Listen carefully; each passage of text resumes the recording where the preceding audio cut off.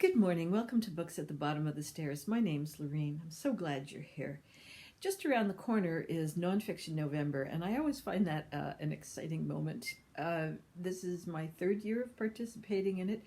I don't participate in it in such a way that anybody else knows. It's just me, myself, and I doing the.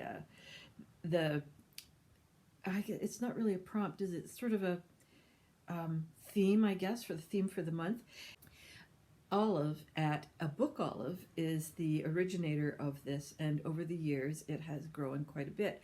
I just watched her launching the information for 2023 video, and she made mention that she started this in 2015, I guess, and it's really grown. There are a lot of people who do fairly active participation in it. And if you watch her video, you can catch where the different links are if you want to really join in or just witness. So the idea is that people participate by reading one nonfiction book. There are multiple other options, but the sort of baseline is read one nonfiction book in the month of November. And the fun part for me is that over the course of the year, I start to collect books.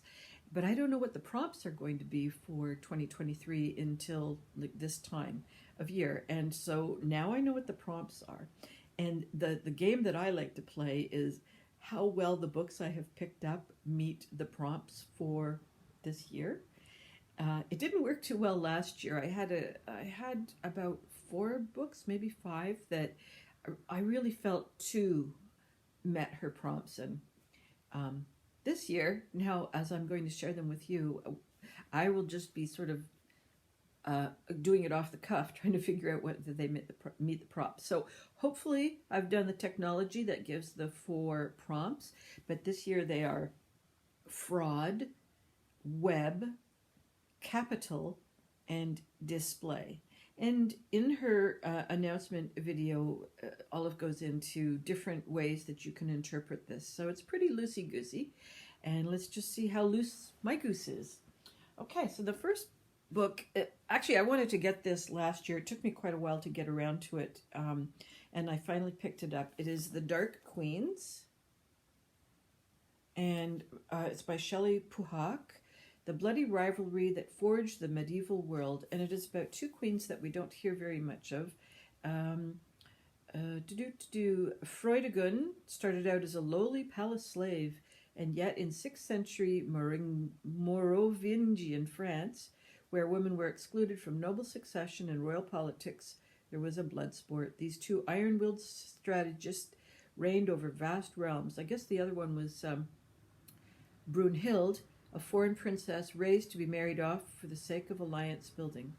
So this is one book that I've been really interested in. There's another book out there, and I don't know, I have to figure out how to do that, but I think it has to do with Matilda, and I'm not sure who the other British queen is. Anyways, this is more over in the French area, and I don't know the rest of it. It's going to be pretty cool.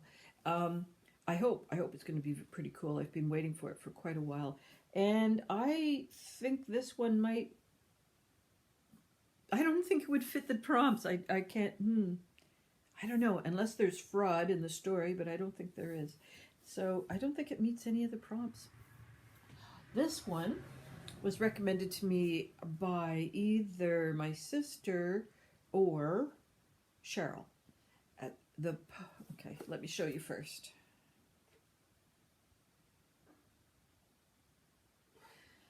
The Poetry Pharmacy, Tried and True Prescriptions for the Heart, Mind, and Soul by William Sagehart, published by Particular Books. Now, this one is sort of a combination of prose and poetry, and it was recommended as a bedside table book and something to read when you're feeling a little bit down and out, or just trying to, like this poem is Loss of Zest for Life, also suitable for loss of motivation, loss of passion, need for self-care. And I guess it's a compilation or a gathering of different poets, because this one is Ironing by Vicky Fever. And then further on I see one Emotional repression. I don't know if I want to read that before bed. Maybe that's more a lunchtime read. Guilt, avoidance of pain, unhealthy coping mechanisms. The Guest House by Rumi.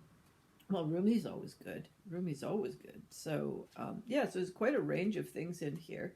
And I think what you can kind of do is, like, here's one that's a bit more positive. Need for reassurance.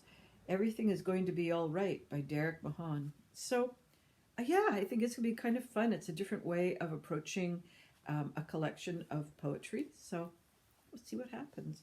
So, maybe web, because it's a gathering of different kinds of poets and different kinds of poetry, and there's little essays with it, and so it's connecting your emotions to poets.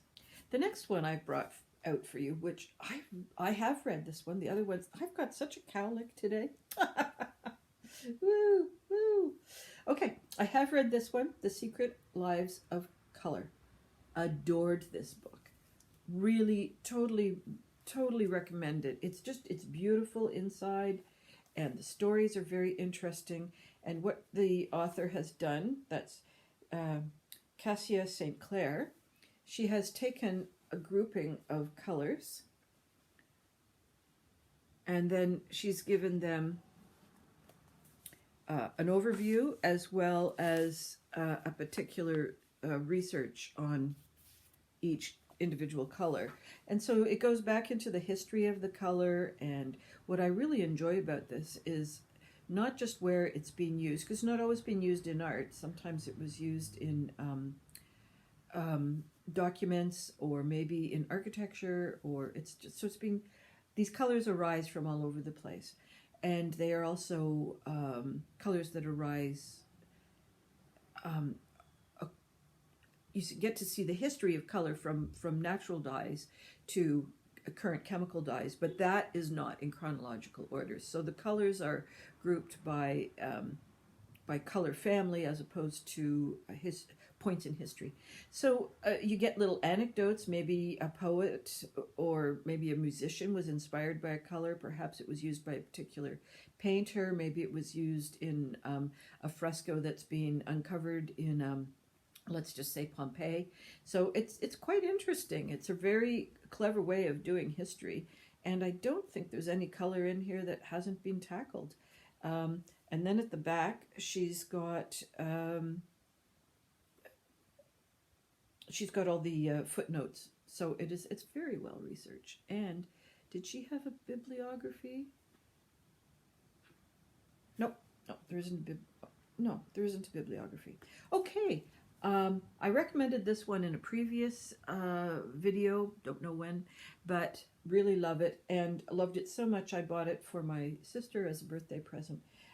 It's only $20, so that was pretty good. I don't know, this is not my copy, but I am going to go to the trouble of purchasing that one because it's a great resource for those of you who are artists or, just like creative things. All right, this one I got quite a while ago. Nonfiction November is on the little sticky. And, excuse me, Lost in Work, Escaping Capitalism, Amelia Horgan. This is not the kind of book that I would ordinarily pick up because I find the whole world of economics and politics and social activism to be such a moving target. And there's such, there's so much pre-knowledge that you have to, that authors assume that you know as the reader. So, like for instance, if they're going to talk about Keynesian economics, I know it's there, I know the words, but do I remember what it refers to? No. So I tend to avoid those kind of big overview books when it comes with those things, because there's just too many people and points in history and everything to know. I like things to be a little bit tighter to the topic. So I picked it up because in our world we've got a lot of discussion. Steve works with a lot of students at the university, and there's a fair amount of discussion around activism and social justice and so on. And the effects of the current version of capitalism is an ongoing discussion point. So I thought, I need to, like, get up to speed with things, because I've been pretty lazy on that. Will I love it? I'm not sure. So what I might do with this one is intersperse it, a couple chapters between other books. And I think I'm going to put it under the topic of fraud. I just feel that, I just feel economically, so many of us are just sitting ducks. It's like economics and politics happens around us. We don't often have much agency in it. And sometimes they're lucky. I'm a very lucky person. And sometimes there are people who are just really not lucky, and they are really on the receiving end of the hard side of capitalism. Yeah, I think it's probably going to not surprise me, but I think it will be challenging.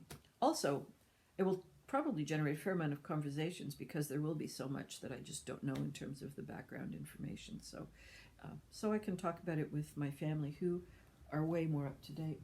All right. This is another one that was recommended to me not to me particularly, but through BookTube.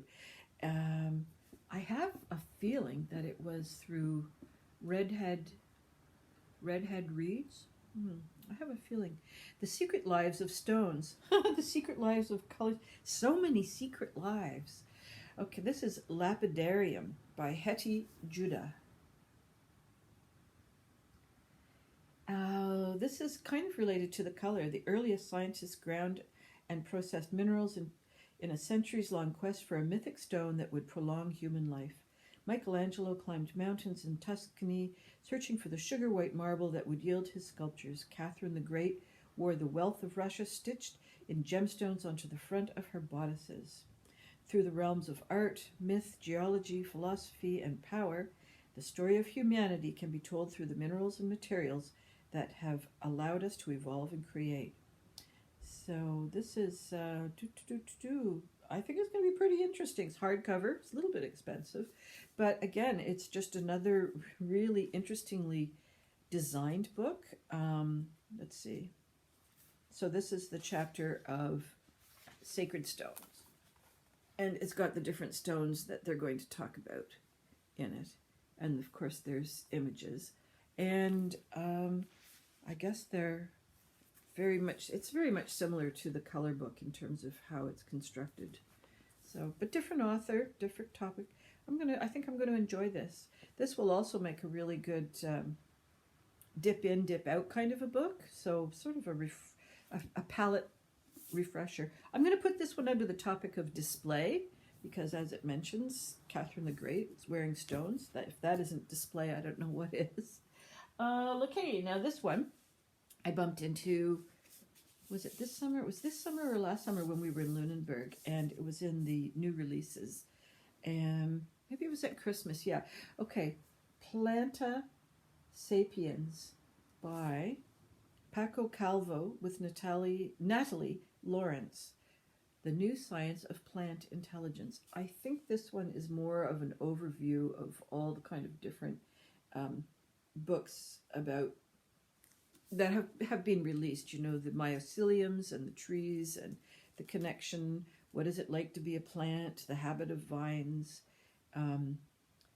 So I think I seem to have picked up a number of books that are very short.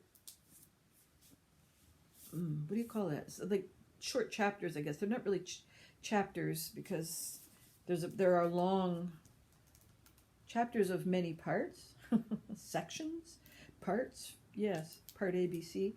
Anyhow, it's another book that's fairly concise and very sort of tight topic in terms of a bigger picture. I think this one's probably going to go under web, just because it's just because of the cover. We're going to put it under web just because of the cover, because that's easier than having to think. So this one, I'm not sure how you would classify it. It's biography in pieces by Sally Field, and my mom wants to read this. And when it first came out, she had just had her stroke, so reading it wasn't really a possibility. What would this be? Let's put it under display and see, because what a great cover. Don't I remember when she was first the Flying Nun? What a lovely, lovely, beautiful lady. And then the back cover too. So, biography about Sally Field. Don't know what I'm in for. I always enjoyed her as an actress, and she's one of the few people that are stars, that has written a biography where I've thought, oh yeah, that's somebody I would like to know about. I don't do movie stars generally. I tend to do, I guess I've done anybody who I'm interested in as far as biography goes. Every once in a while something new comes up, but as a rule, biographies aren't something I reach for. So that will be new. I'm seeing my mom next week, and I will not have this done in time to give it to her. So I'll have to wait till the next time I visit her. All right. Those are my books choices for Nonfiction November. And as the course of the month goes past, I'll report on whether I thought they were good or not. If anything else comes across my pile of books in the hallway at the bottom of the stairs that's nonfiction, I'll mention it to you. But I think I've picked everything that I haven't DNF'd. There's been a few that I've DNF'd because the writing styles, or I know if you've been watching this channel for a while, you know that I don't love when the author is part of the story. If we're reading about the invention of lamps, for instance, I don't care what the author had to do with it. I just want to know about the lamps. Another one I might be interested in, if I can ever find it, would be the history of the bicycle. Somewhere in the world I went to oh my goodness, what are those called? Like technology, science and technology kind of a museum. And there was this round room, it was huge, and it was just like a cyclone of bikes from around the world, but also from the beginnings of history. And yeah, it was very cool. I thought that's an interesting subgenre of technology that I would like to read. Well, if you have any suggestions for me, feel free to add them, and I hope there's something in that pile of books that you might be interested in yourself. And I'm happy to hear what you do decide to read for Nonfiction November, which is 3 weeks away. Plenty of time to get your act together. I'll talk to you soon. Bye-bye for now. Oh yeah, I hope all your reading dreams and adventures continue to come true. Bye-bye for now.